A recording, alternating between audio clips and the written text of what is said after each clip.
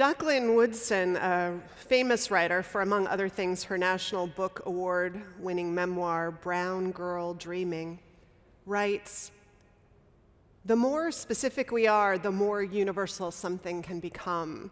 Life is in the details. If you generalize, it doesn't resonate. The specificity of it is what resonates." I think that's true, and I think it holds for what we love enough to work for and sacrifice for. I don't think you and I fall in love with the world in general, but the specifics, and then our love grows out from there. So, thinking about Earth Day, I got to thinking about how we have to save the world, but we don't save the world because we fall in love with the abstract world, or we don't start there.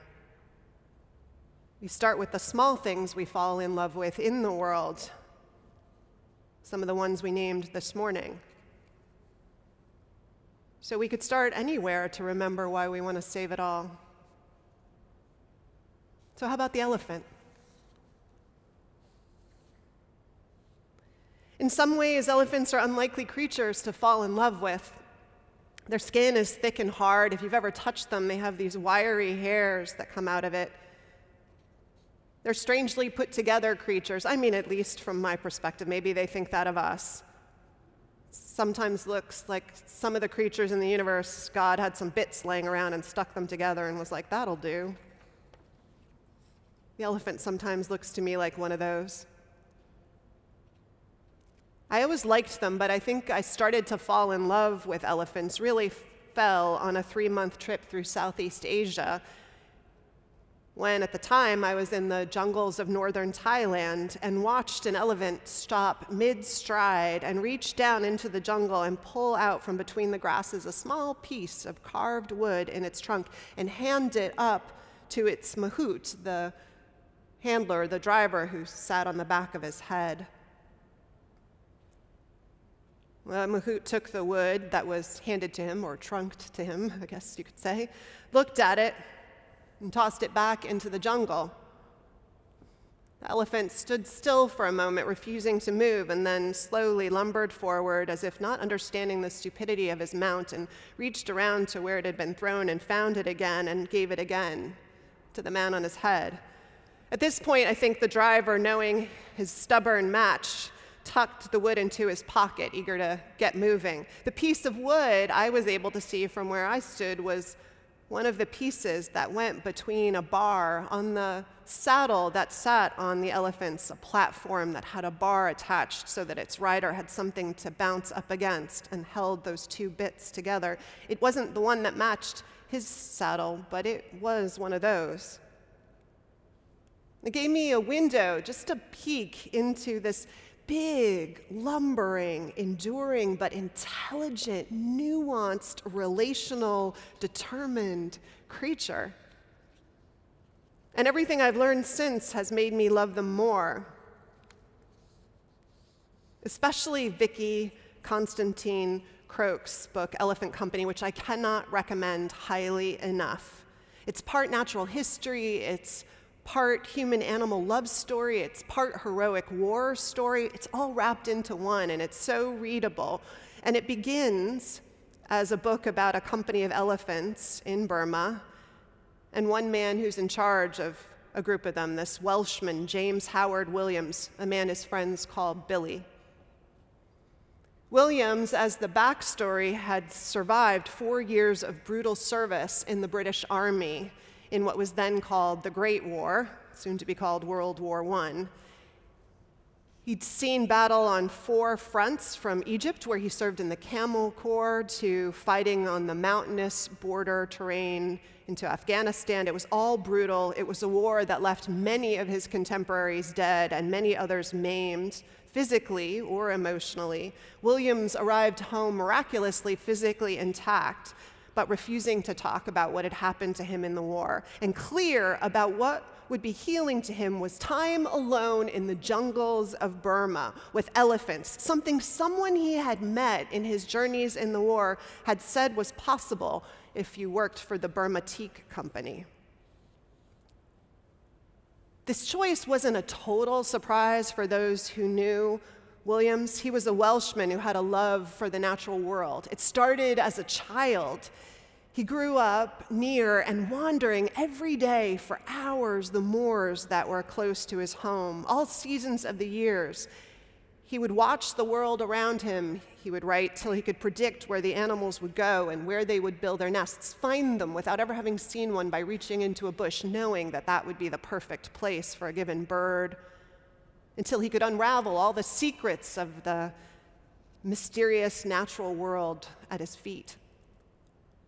And so, despite his father's attempt to buy him some land near the family farm to keep the young man home, Williams was hired by the Burma Teak Company and eventually made his way to the jungles of Upper Burma, where he was given oversight on some of the company's most precious resources. Its most precious resource, its elephants.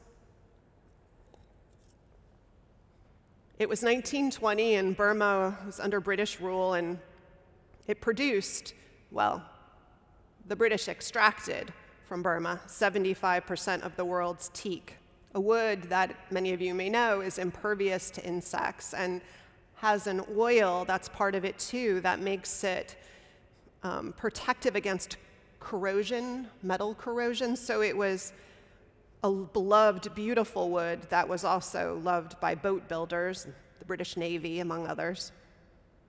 But there were no roads to get into these jungles where the huge teak trees grew.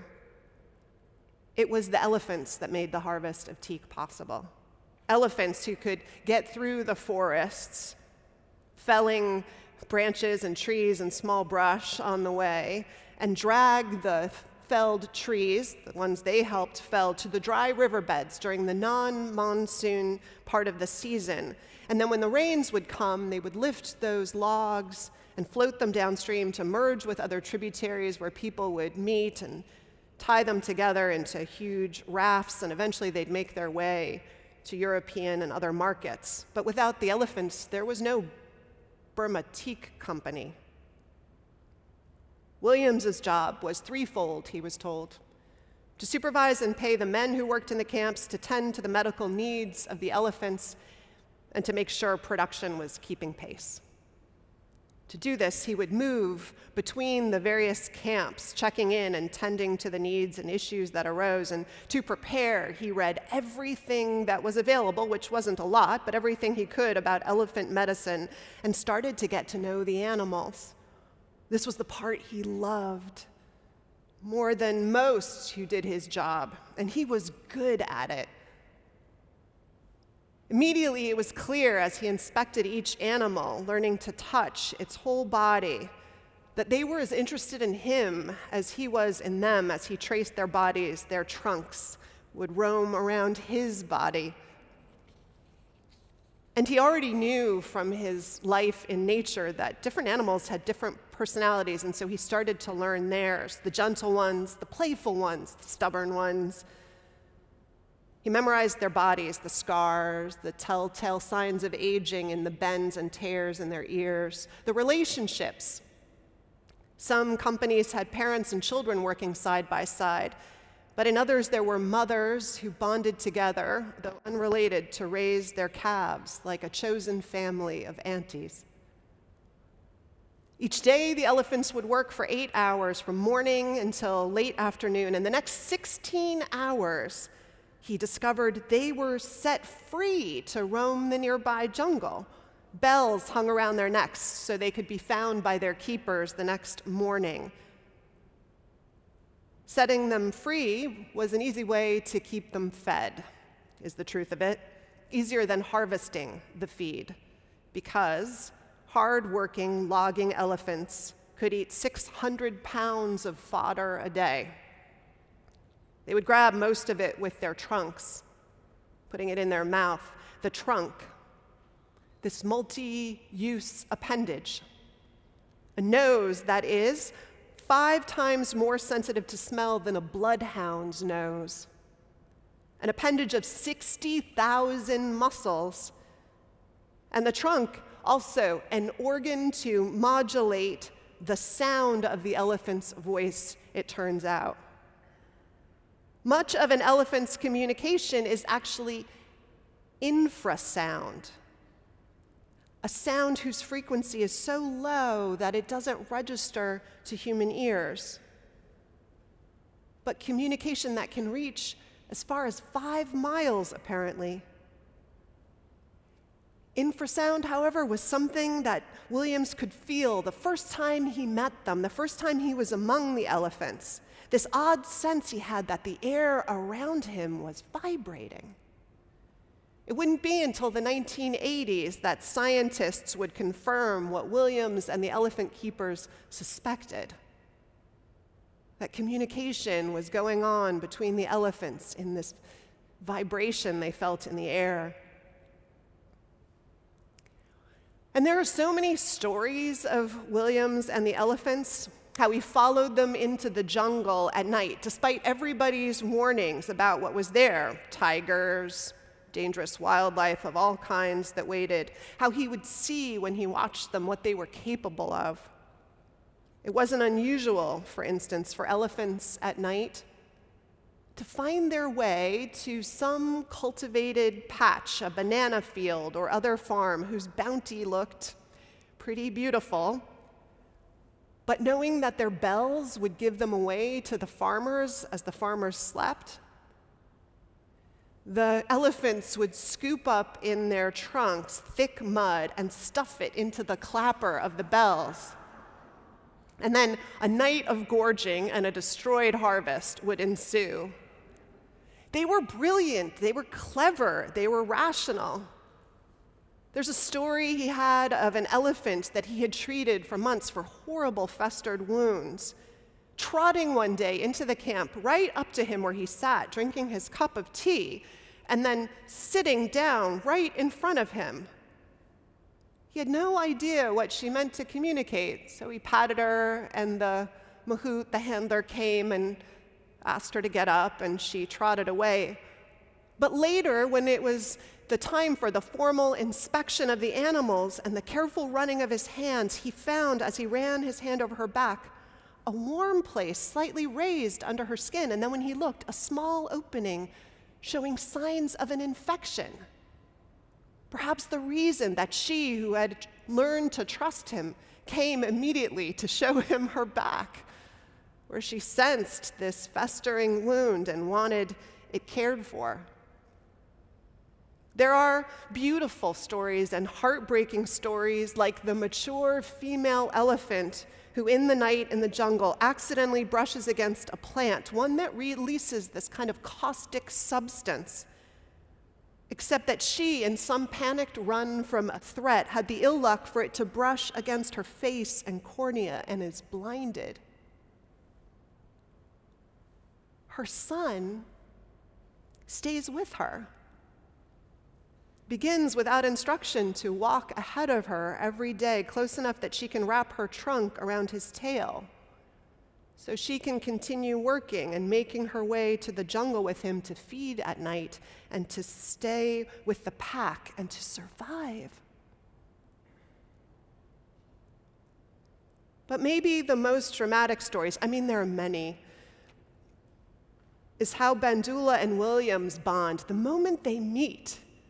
This extraordinary, majestic elephant that everyone wants to claim a relationship to, he and Williams have this bond. It turns out Bandula's been raised by a handler who early on sees this extraordinary little baby elephant who does all the commands that are given to his mother without being taught any of them, and sees the intelligence, but also that this elephant needs to be handled not in some of the brutal ways that animals were broken to serve the teak company and industry. So treats this animal with kindness and rewards, and it would change the way other elephants were trained, but it also maybe opened space for this elephant to be in the world a little differently.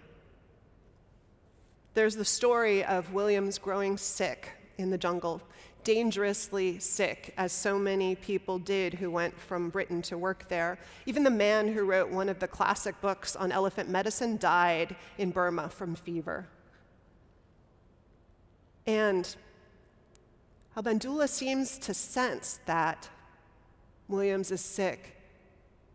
Maybe from the smell, maybe from the way he is moving slow and bent over. And how it's monsoon, when they normally wouldn't travel. A season when an elephant's leg would go 3 feet down into the mud. And the energy it took then with each step to pull, suction the leg out. How exhausting it was, so why they stayed in camp, but how Bandula allowed them to put Williams on his back and went days without balking or resisting.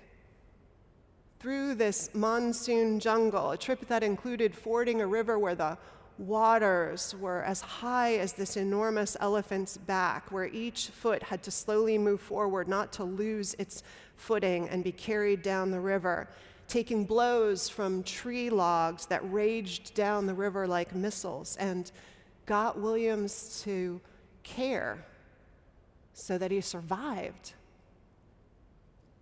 And how the two would go on to work together and face World War II together and become war heroes together. I've learned more about life from elephants than I ever did from human beings, Williams would say later in life. Courage, loyalty, the ability to trust, and the good sense to know when to be distrustful. Fairness, patience, kindness, humor, not a bad way to learn, he said, because the elephant takes a more kindly view of life than we do. Williams would say how he learned the difference between being a bully and a leader from elephants, how to woo a mate, which, in case you're wondering, is stay close, watch them, be respectful, and wait for the invitation to come closer. How he learned all of this from observing and being in relationship to these animals he cared for, who cared for him, who helped him heal from one war and accompanied him through another. Edgar Villanueva, Jesus, Martin Buber, and wise people through time have said that the myth of separateness is one of the most tragic errors human beings that we have fallen error to through time. Separateness as that thing that makes us treat other living creatures as a thing, from circus animals to refugees to the whole web of life, to exploit and extract, as if all of life are just resources for our use, including other human beings. All of this out of this myth of separateness, disconnection. I'm pretty sure that the healing from this starts then with connection and the cultivation of that again in us. In rituals like we did today, to name what we love and feel connected to and even grieve for, to make space for what it means to love people and places and the wide expanse of life outside ourselves and all it makes us vulnerable to. To start wherever we can. The elephant, the garden, the places we grew up in with their fauna and landscape. But from there, wherever that is, to find the strength and devotion to lift the sick earth, feverish, onto our backs and head out into the raging monsoon rivers and mud to walk us all back toward healing. Because all we love depends on that. So may the spirit of Bandaloo and all that is gorgeous and all that is fierce and all that is connected in this world go with us. Amen.